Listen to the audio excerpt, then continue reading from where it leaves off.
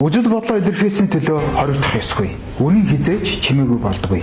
Өнөөдөр 2025 оны 3 дугаар сарын 6-ны өдөр. Монгол орчин цагийн сэтгүүл зүй үүссэний 112 жилийн ойн өдөр. Гэвч бидний нэг сэтгүүлч өнөр цэцэг эрх чөлөөгөө хасуулж өргөс торны цаана өнөөдөр ч гэсэн хоригцоор байна. Би өнөр цэцгийг танихгүй. Гэхдээ үнийн төлөө тэмцэх, хүний эрх чөлөөний төлөө дуурах нь миний иргэний үр. Өнөөдөр нэг сэтгүүлчийг 4 хамны дунд хорхыг хараад бид дуугүй өнгөрвөл маргааш та биднийг хорих болно. 4 жил 9 сарын ял бол ганцхан хүнд оноосон шийтгэл биш. Энэ бол Монголын сэтгүүл зүйн эрхчлэлд өгсөн анхааруулга. Нэг сэтгүүлчийг хороход бусад сэтгүүлчдэд айц төрнө. Үг хэлэхээс айдаг нийгэмд шудраг ёс оршин тогтнодгүй.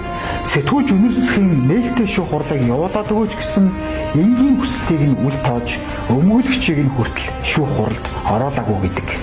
Энэ шудраг ёсоо асуулт бас дахин асуулт.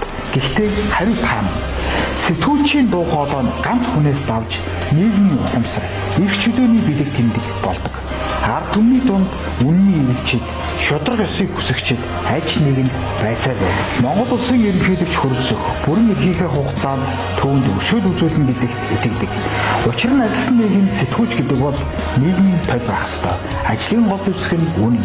Үнэн хэлснийхээ төлөө шоронд орвол ажлын үндэс устна.